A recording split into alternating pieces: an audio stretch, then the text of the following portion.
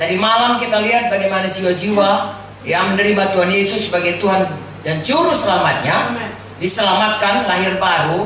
Itulah awal daripada pemulihan. Bagaimana manusia itu yang tadinya sudah mati di hadapan Tuhan, lalu pada waktu dia berseru kepada Tuhan, Yesus, Engkaulah Tuhan, Engkaulah Juru Selamatku, maka roh Tuhan kembali menghidupkan rohnya, dan dia mulai hidup.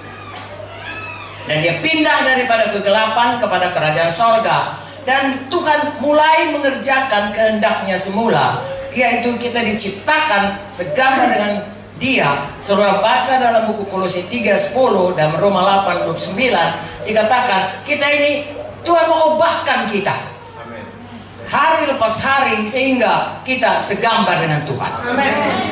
Mengapa kita diubahkan? Karena memang, saudaraku, Tuhan bersekutu dengan kita yang segambar dengan Dia. Dan Tuhan suka, seperti dulu Dia menciptakan Eden, Dia mau memang tinggal di dunia, bersekutu dengan kita. Tetapi dunia sekarang ini sudah hancur atau sudah rusak oleh dosa.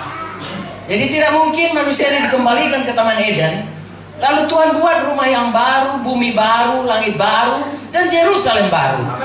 Tempat kita bersama dengan Tuhan. Jadi kita, saudaraku, tidak lagi kembali ke Eden untuk menggenapi rencana Tuhan. Satu waktu kita akan sama-sama di Yerusalem baru, bumi baru dan langit baru. Itulah rencana Tuhan. Dulu saya tidak tahu itu, saudaraku. Wah, sebelum saya selamat, bahkan sesudah saya selamat, ya, saya pikir hanya syukurlah saya selamat. Dari tadi malam saya bersaksi, saudaraku, syukurlah saya selamat. Kemudian satu persatu Tuhan bukakan bahwa kalau kita selamat, Tuhan itu adalah Jehovah Rafa, bisa menyembuhkan. Kalau saya selamat, Tuhan itu adalah Jehovah Nisi, yang memberikan kemenangan. Ya, Jehovah Shammah, Dia Immanuel yang selalu beserta dengan kita, dan seterusnya. Begitu banyak nama Tuhan yang menunjukkan sifat-sifat Tuhan. Tetapi yang sesungguh-sungguhnya, saudaraku, lebih dari segalanya, Dialah Tuhan yang mau tinggal dengan kita. Sebagaimana dulu Dia menciptakan Eden, begitulah Dia mau tinggal dengan kita. Dan kita baca dalam Wahyu 21 bahwa Tuhan menghancurkan dunia ini dengan api. Kalau dulu dengan banjir, nanti dengan api. Kadang-kadang, ya saudara, orang Kristen jarang sekali membicarakan mengenai Yerusalem baru. Padahal itulah sebenarnya tujuan kita. Ya, kalau melihat firman Tuhan ini, ya, kalau misalnya lah saudara mau ditempatkan di Amerika, ya, pindah menjadi katakanlah duta besar di Amerika ataupun dapat kerja di Amerika, kita akan mempelajari bagaimana orang Amerika. Kita nggak akan makan dengan tangan, kita akan makan pakai sendok, pakai garpu dan lain sebagainya.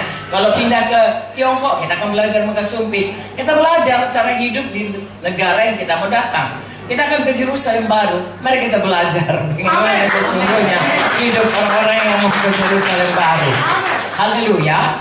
Nah, jadi Tuhan mau ciptakan, mau kembalikan, mau pulihkan ya kita, supaya kelak ya kita ini seperti kehendak Tuhan. Bagaimana pada sore hari kita baca dalam buku Kejadian itu, Dia bersama-sama dengan Adam dan Hawa saat mereka belum berdosa.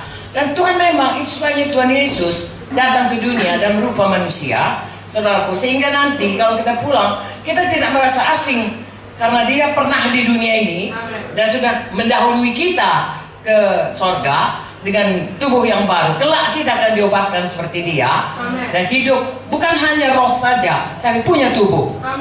Memang itulah rencana Tuhan. Jadi saya dan saudara punya ekspektansi, punya pengharapan, punya iman, punya sukacita.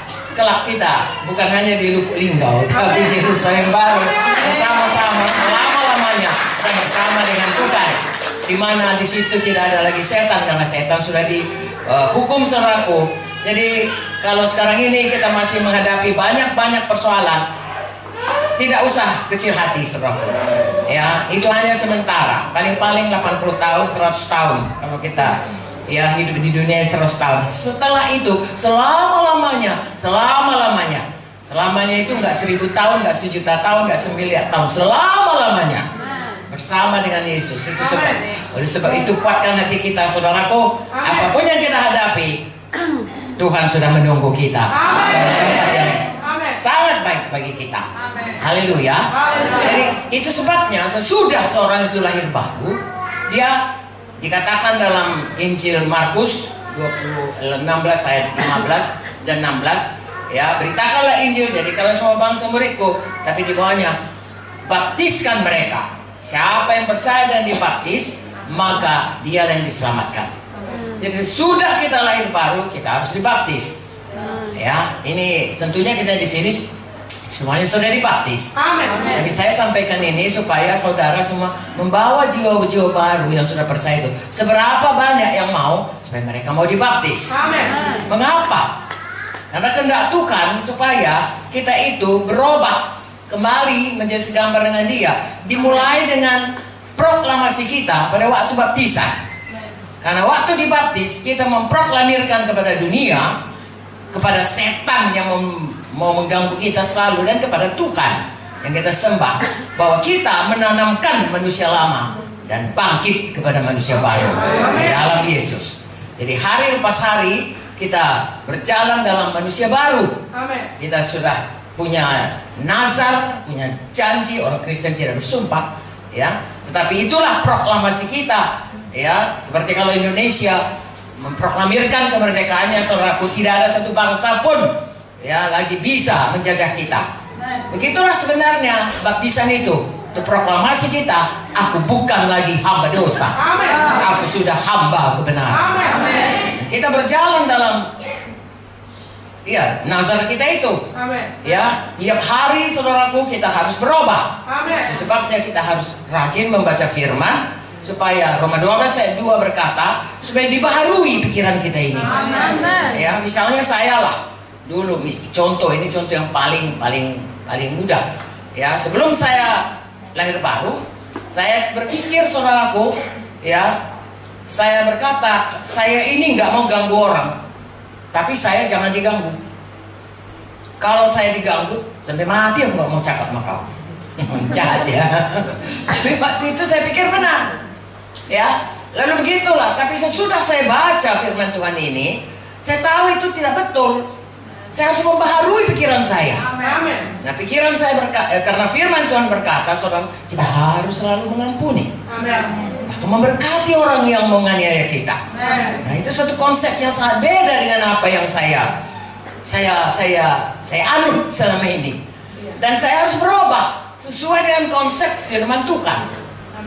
Ya, saya harus berubah. Begitulah saudaraku hari lepas hari, sehingga hidup kita itu makin lama makin menjadi seperti Yesus. Karakter kita berubah, kodrat kita berubah.